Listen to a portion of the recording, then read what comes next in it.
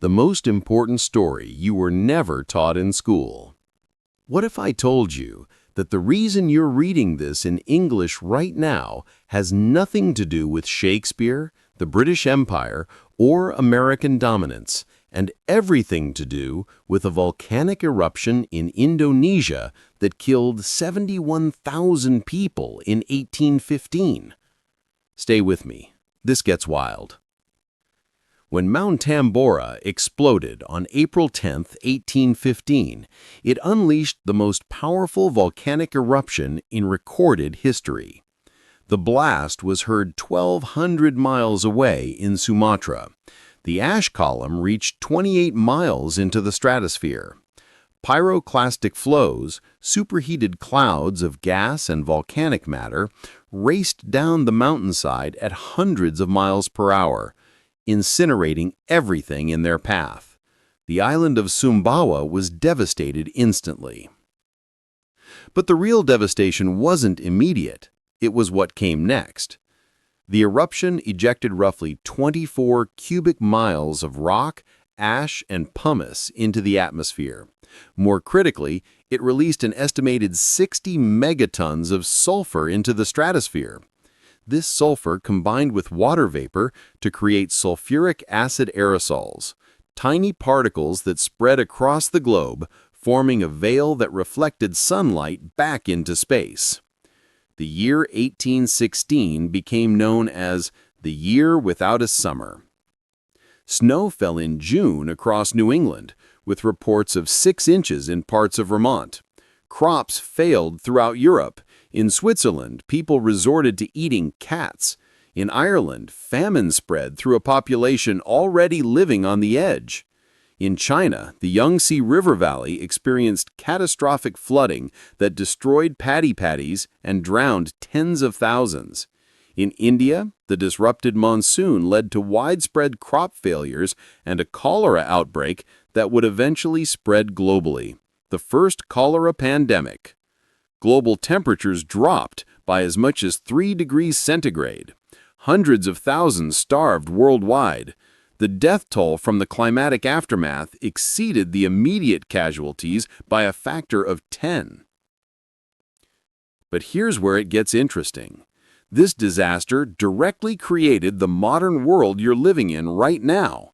Through chains of cause and effect that seem almost impossible, Mount Tambora's eruption shaped technology, literature, religion, politics, public health, and science in ways that still define our lives today.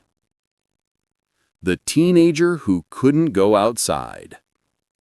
In June 1816, an 18-year-old girl named Mary Godwin was vacationing at the Via Diodati on Lake Geneva.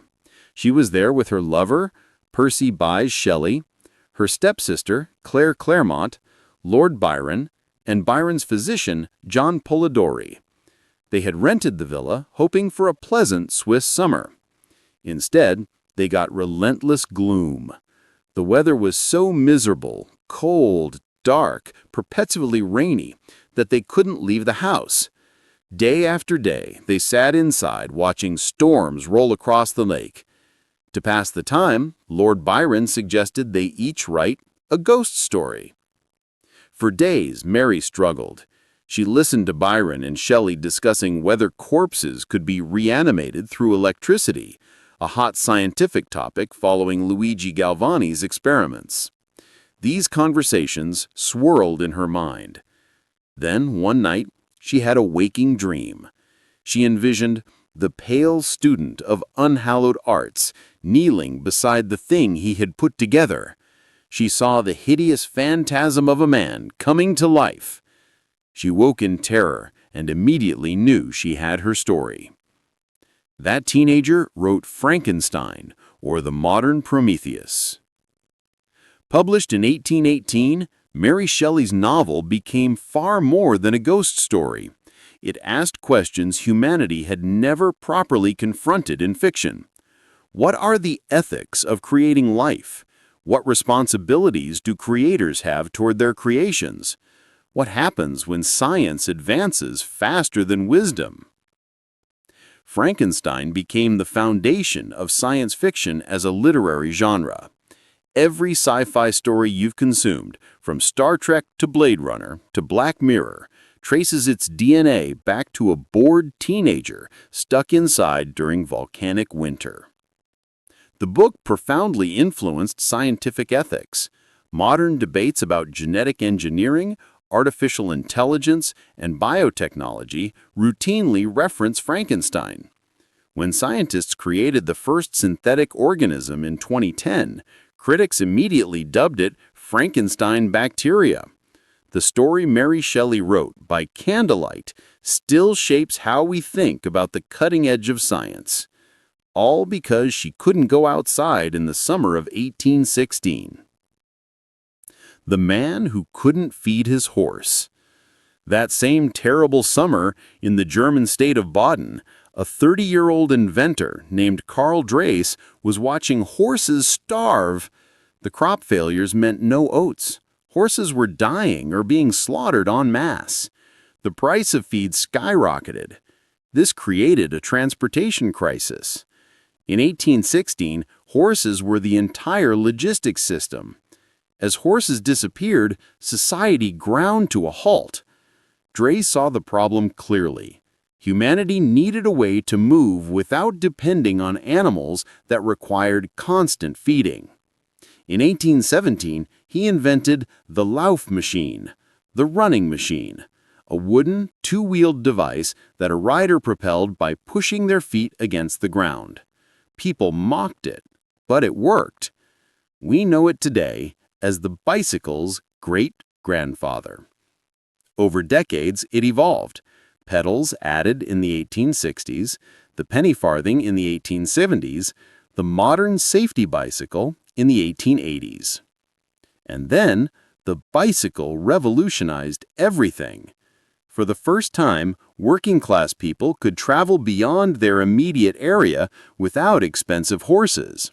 Distance collapsed for ordinary people. More importantly, the bicycle revolutionized freedom, especially for women. In the late 19th century, women's mobility was severely restricted. A woman couldn't travel alone, unchaperoned. The bicycle changed that. She could ride independently, dressed in practical clothing. Susan B. Anthony said in 1896, "Let me tell you what I think of bicycling. I think it has done more to emancipate women than anything else in the world. It gives women a feeling of freedom and self-reliance." The bicycle's mechanics, ball bearings, chain drives, pneumatic tires, directly influenced automobiles and airplanes. The Wright brothers owned a bicycle shop. They used bicycle technology to build their first aircraft. All because horses starved in 1816. The farmers who moved west. In New England, farmers stared at frozen July fields. Their crops were dead. They had one choice: move or starve. Thousands moved west, accelerating American expansion into the Midwest. The Erie Canal, completed in 1825, was partly a response to this migration. By 1830, the population center had shifted decisively westward. This movement intensified pressure on indigenous peoples, leading to forced removals and genocidal violence. The Indian Removal Act of 1830 and the Trail of Tears were part of this broader pattern. The suffering caused by Tambora cascaded into other suffering. But there's another consequence nobody saw coming. Many desperate New England farmers relocated to upstate New York. One family named Smith had struggled in Vermont. After 1816, they moved to Palmyra, New York, climate refugees seeking better land. The Smiths had a son born in 1805, Joseph Smith, Jr. Joseph grew up in this displaced, economically devastated community where traditional authority had failed spectacularly. The government hadn't saved them, the weather had betrayed them. It was fertile ground for religious experimentation. The burned-over district spawned numerous new religious movements. In 1830, Joseph Smith published the Book of Mormon and founded the Church of Jesus Christ of Latter-day Saints. Today, the LDS Church has over 17 million members worldwide. Would Mormonism have emerged without Tambora? Impossible to say. But the Smith family's migration, the economic devastation that created fertile ground for new movements, the social chaos that made people desperate for answers, all were direct consequences of volcanic winter. The politician who needed votes. The crisis reverberated through Europe's political structures. In Britain, unemployment soared, bread prices skyrocketed, people rioted. The government, dominated by aristocrats, cracked down brutally. But people started demanding political reform. The Reform Act of 1832 began expanding voting rights in Britain, eliminating rotten boroughs, and extending the franchise to middle-class men. It wasn't democracy. Working-class men and women remained excluded. But it was a crack in the aristocratic wall. That crack widened throughout the 19th century. Subsequent acts extended voting rights to working men, then finally to women in 1918 and 1928. The crisis didn't cause democracy directly, but it demonstrated the failure of aristocratic rule in ways impossible to ignore. Similar patterns played out across Europe, contributing to revolutionary movements in the 1820s, 1830s, and the Great Wave of 1848 revolutions. The doctor who noticed a pattern. The famine and cold didn't just kill people, it killed them in specific ways.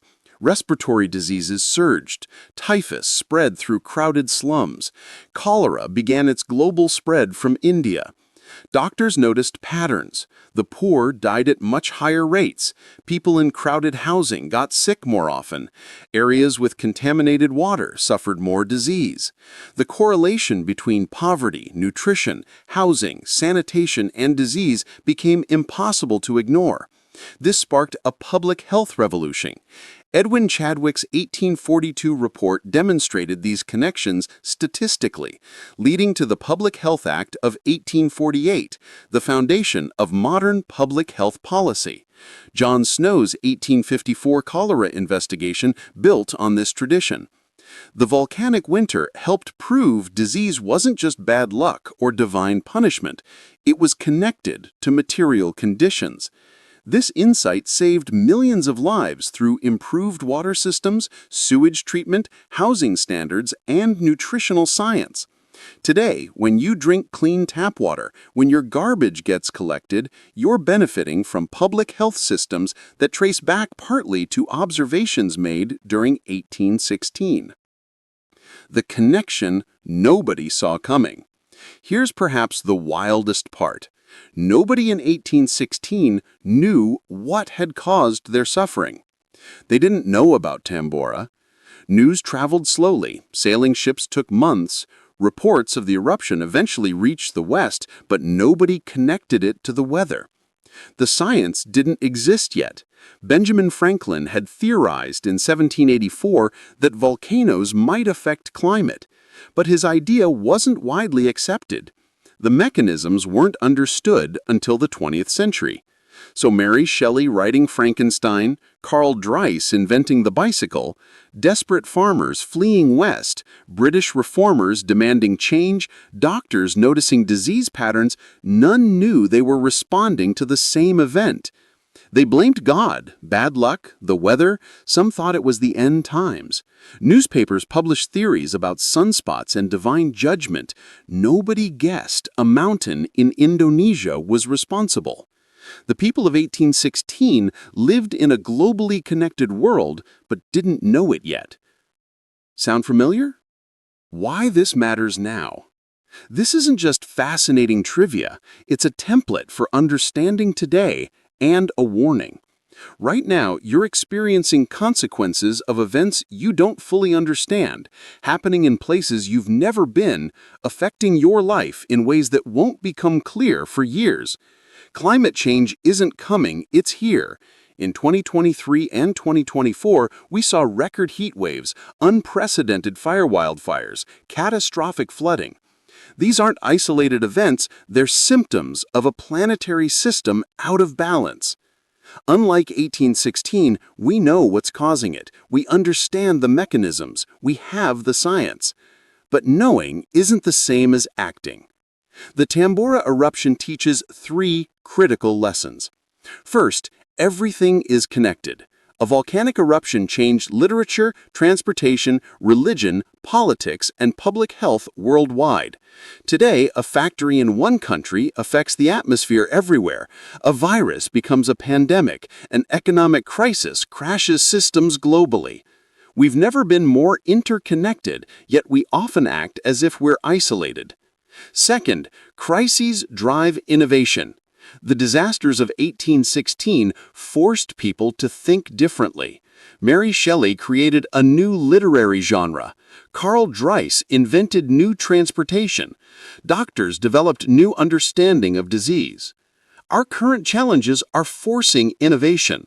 The question is whether we'll innovate fast enough and wise enough, and whether we'll learn from past mistakes, like the genocide that accompanied westward expansion. Third, consequences won't be clear for decades. The people of 1816 couldn't imagine they were living through a hinge point in history. What seems local today might be global tomorrow. The choices we make now about climate, technology, democracy, and justice will echo forward unpredictably, but that doesn't excuse inaction.